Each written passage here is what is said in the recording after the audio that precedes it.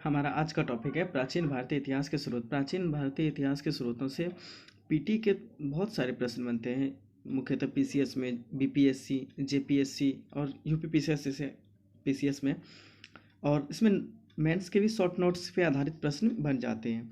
तो प्राचीन भारतीय इतिहास को पढ़ने का मुख्यतः 3 स्रोत पे है: साहित्यिक साक्ष्य, पुरातत्व संबंधी साक्ष्य और विदेशी यात्रियों का विवरण। साहित्यिक साक्ष्य वैसे साक्ष्य होते हैं जिसमें लिखावट है, उसके आधार पर हम लोग इतिहास के कुछ चीज़ों का वर्णन मिलता है ताकि उससे समझ पाते हैं कि इतिहास का सामाजिक, आर्थिक और राजनीतिक विकास किस प्रकार का हुआ है। साहित्यिक साक्ष्य को मुख्यतः हम 2 भाग में बांटते हैं: धार्मिक साहित्य और लौकिक साहित्य। धार्मिक साहित्य के अंतर्गत वेद, उपनिषद, रामायण, महाभारत, पुराण, स्मृति ग्रंथ आदि आते हैं। वहीं लौकिक साहित्य के अंतर्गत बौद्ध और जैन ग्रंथ सम्मिलित किए जाते हैं। पुरातत्व संबंधी साक्ष्य। पुरातत्व संबंधी साक्ष्य के अंतर्गत अभिलेख, सिक्का, स्मारक, मूर्ति, मृद्भांड, चित्रकला, आभूषण आदि आते हैं। पुरातत्व संबंधी साक्ष्य वैसे साक्ष्य होते हैं जो कि प्राचीन नगरों, स्थानों की खुदाई के पश्चात जो साक्ष्य मिलते हैं, उसमें प्रमुख होता है अभिलेख। अभिलेख प्राचीन काल की वैसी लिखावट होती है जिससे हमें उसके इतिहास के बारे में जानकारी मिलती है, यह अभिलेख कहलाता है। अशोक का अभिलेख जो मिला है, भारत का सबसे प्राचीन अभिलेख है वह। अगला आता है विदेशी यात्रियों का विवरण। विदेशी यात्रियों में मुख्यतः 4 जगह से यात्री आए थे। पहले यूनान के थे, रोम के थे, चीनी थे और अरबी थे। यूनानी लेखकों में सर्वप्रथम थे इतिहास के पिता हेरोडोटस, टॉलमी, मेगास्थनीज, और एक पुस्तक है पेरिपल्स ऑफ द इरिथ्रियन सी। इसके लेखक के बारे में जानकारी तो नहीं है, लेकिन इन्होंने लाल सागर से संबंधित देशों के बारे में ये साक्ष्य के आधार पर वर्णन किया है। पेरिपल्स ऑफ द इरिथ्रियन सी का क्वेश्चन 65वां बीपीएससी में भी पूछा जा चुका है। आते हैं रोमन लेखक। रोमन लेखक में प्लिनी है और चीनी यात्रियों में फाहियान, हुएनसांग, इत्सिंग, संजुगन आदि आते हैं। अरबी लेखक में सुलेमान, अलबिरूनी, इब्न बतूता प्रमुख हैं। वहीं अलबिरूनी सबसे प्रमुख माने जाते हैं क्योंकि इसका जो पुस्तक है तहकीक ए हिंद, यानी कि भारत की खोज, वह इतिहासकारों के लिए आज भी एक विशेष पुस्तक माना जाता है। तो चलिए आगे बढ़ते हैं। साहित्यिक साक्ष्य के अंतर्गत, साहित्यिक साक्ष्य के में सबसे पहला हम बांट ही चुके थे कि धार्मिक आधार पर धार्मिक साहित्य और लौकिक साहित्य में। तो धार्मिक साहित्य की हम चर्चा करते हैं। भारत का सर्वप्राचीन धर्मग्रंथ वेद है। वेदों के संकलनकर्ता कृष्णद्वैपायन वेदव्यास को माना जाता है। मतलब बनाने वाला, वेदों को बनाया है किसने, मतलब लिखा है किसने? कृष्णद्वैपायन वेदव्यास ने। वेदों का अर्थ ज्ञान, महत्व ज्ञान अर्थात पवित्र एवं आध्यात्मिक ज्ञान होता है। वेदों की संख्या कुल 4 हैं: ऋग्वेद, सामवेद, यजुर्वेद और अथर्ववेद। ऋग्वेद, सामवेद, यजुर्वेद और अथर्ववेद। चारों वेदों में सबसे पहला वेद जो लिखा गया वह है ऋग्वेद, और सबसे बाद का वेद है अथर्ववेद। वेद त्रयी के अंतर्गत 3 वेद आते हैं। वेद त्रयी के अंतर्गत 3 वेद आते हैं: ऋग्वेद, सामवेद, यजुर्वेद। इसके अंतर्गत अथर्ववेद नहीं आते हैं। यह क्वेश्चन पूछा भी जा चुका है बीपीएससी में कि वेद त्रयी के अंतर्गत कितने वेद आते हैं। तो आपको याद रखना है 3 वेद आते हैं: ऋग्वेद, सामवेद, यजुर्वेद, और इसमें अथर्ववेद नहीं आते। फिर है ऋग्वेद। तो ऋग्वेद पढ़ने के लिए हमें ऋग्वेद को भाग में बांटा गया है। इसका 10 मंडल, 28 सूक्त और 462 श्लोक में वर्णित किया गया है। ऋग्वेद के मंत्रों को पढ़ने वाले ऋषि को होत्री कहते हैं। और उस जमाने में ये वेद को पढ़ाते थे ब्राह्मण। ऋग्वेद का 2 से 7वां मंडल सबसे प्राचीन है। ऋग्वेद का 2 से 7वां मंडल सबसे प्राचीन है। इसे गोत्र मंडल, वंश मंडल या ऋषि मंडल कहते हैं। वेद से आर्यों के राजनीतिक प्रणाली एवं इतिहास के बारे में जानकारी मिलती है। खासकर ऋग्वेद से उनके राजनीतिक प्रणाली की जानकारी मिलती है कि वह लोग कैसे निवास करते थे, उनका रहन सहन कैसा था। ऋग्वेद के तीसरे मंडल में विश्वामित्र ऋषि के द्वारा रचित गायत्री मंत्र का संकलन किया गया है। गायत्री मंत्र का संकलन किया गया और यह गायत्री मंत्र सूर्य देवता सावित्री को समर्पित है। ऋग्वेद के 9वें मंडल में देवता सोम का उल्लेख है। ऋग्वेद का जो 9वां मंडल है वह देवता सोम का उल्लेख करता है। इसे सोम मंडल भी कहते हैं, इसे सोम मंडल भी कहते हैं। ऋग्वेद के 10वें मंडल के पुरुष सूक्त में, ऋग्वेद में 10वां मंडल जो है उसमें एक खास सूक्त में बांटा जो गया है वह पुरुष सूक्त कहलाता है। पुरुष सूक्त में प्रथम बार चार वर्णों का वर्णन किया गया है, जिसमें है ब्राह्मण, क्षत्रिय, वैश्य और शूद्र। इन्हें याद रहे कि इन्हें ऋग्वेद में जो बांटा गया है 4 वर्णों में, उसमें यह कर्म पे आधारित है, ना कि यह वर्ण पे आधारित है, रंग पे आधारित है, इनके कामों पे आधारित था यह। सामवेद जो है यह इस वेद को भारतीय संगीत का जनक माना जाता है। इस वेद को भारतीय संगीत का जनक माना जाता है। इसमें मुख्यतः सूर्य देवता के स्तुति मंत्र हैं। याद रखें कि इसमें सूर्य देवता के मुख्यतः स्तुति के मंत्र हैं। इसके मंत्रों को पढ़ने वाला ऋषि को उद्गाता कहा जाता था। अब आते हैं यजुर्वेद। यजुर्वेद क्या है? यह कर्मकांड प्रधान वेद है। यजुर्वेद कर्मकांड प्रधान वेद है। इसमें यज्ञ के नियमों और विधि विधानों का उल्लेख किया गया है। तो कर्मकांडी वेद होगा तो इसमें पूजा पाठ का वर्णन किया ही जाएगा। एकमात्र ऐसा वेद है जो गद्य और पद्य में रचित है, यानी कि इस वेद में गद्य भी है और पद्य भी है। पद्य मतलब कविता के रूप में उसे पढ़ा जा सकता है और गद्य मतलब गद्यांश कहानी के रूप में उसका वर्णन किया गया है। जबकि अन्य वेद जो हैं वह सिर्फ पद्य में रचित है, यानी उसको कविता के रूप में सिर्फ पढ़ा जा सकता है, कहानी के रूप में उसका वर्णित नहीं है, गद्यांश नहीं है। इसके मंत्र को पढ़ने वाले ऋषि को अधर्व्यू कहते थे। अथर्ववेद, इसमें आर्य और अनार्यों के विचारों का समन्वय मिलता है। अथर्ववेद में आर्यों एवं अनार्यों के विचारों का समन्वय मिलता है। एक्चुअली में यहाँ पे आर्य और अनार्य शब्द का मतलब होता है आर्य जो कि पूजा पाठ, विश्वास, धर्म और इस सब में उपासना करते थे, और अनार्य जो व्रत नहीं मानते थे, चपटी नाक वाले, व्रत नहीं मानने वाले को वेद में अनार्य कहा गया है। इसमें रोग निवारण, तंत्र मंत्र, जादू टोना, भूत प्रेत आदि का वर्णन मिलता है, इसीलिए इसमें आर्य और अनार्यों का यह समन्वय कहा गया है। अब आते हैं अगला उपनिषद साक्ष्य के रूप में। उपनिषद क्या होता है? वह रहस्यमयी विद्या है जिसका ज्ञान हम गुरु के समीप बैठकर करते हैं। भारत में जो दर्शन शास्त्र प्रचलित हुआ वह दर्शन शास्त्र उपनिषद का ही देन है। उपनिषद को यहाँ पे वेदांत भी कहा गया है। और याद रहे, वेद और वेदांत को पढ़ाने वाले जो ऋषि होते थे उसे उपाध्याय कहा जाता था। उपनिषद की कुल संख्या 108 थी। इन्हीं उपनिषदों में से भारत का राष्ट्रीय आदर्श वाक्य जो है सत्यमेव जयते, इस सत्यमेव जयते को मुंडको उपनिषद से लिया गया है। वेदों को भली भांति समझाने के लिए रचना इसका किया गया था। मुख्यतः ये 6 वेदांग है। कौन कौन से हैं? तो यहाँ पे शिक्षा, कल्प, निरुक्त, छंद, ज्योतिष और व्याकरण है।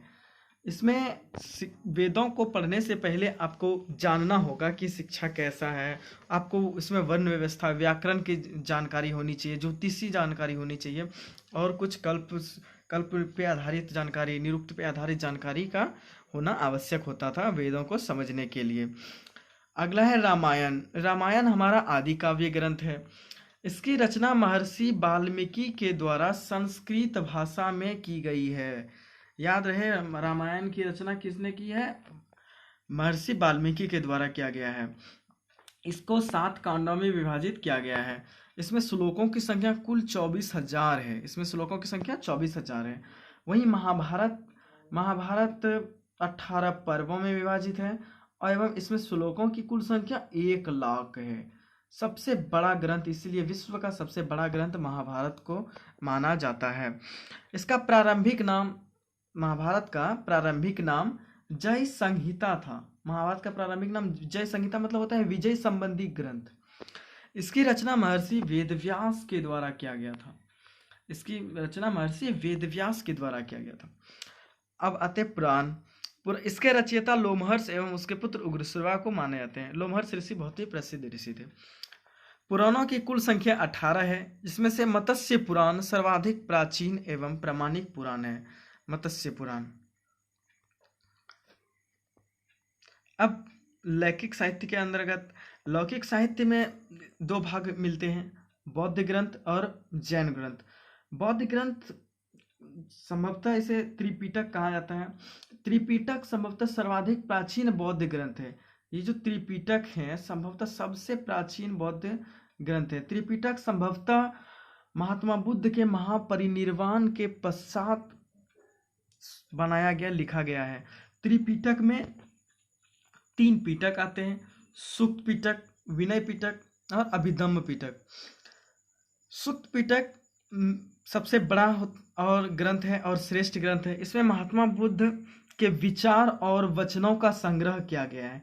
यह सब इसीलिए इसे विनय पिटक, सुक्त पिटक को इनसाइक्लोपीडिया भी कहा जाता है, विश्वकोश कहा जाता है, क्योंकि इसमें महात्मा बुद्ध के विचार और वचनों का संग्रह किया गया है। विनय पिटक।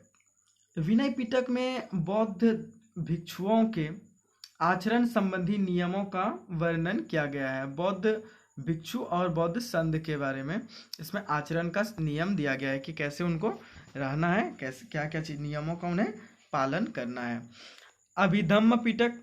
अभिधम्म पिटक से बौद्ध दर्शन की जानकारी मिलती है कि बौद्ध भगवान बुद्ध कैसे सोचते थे, उनका मोक्ष का मार्ग किस प्रकार था, उनके रास्ते पे किस प्रकार चला जा सकता है, वह अभिधम्म पिटक में दर्शाया गया है।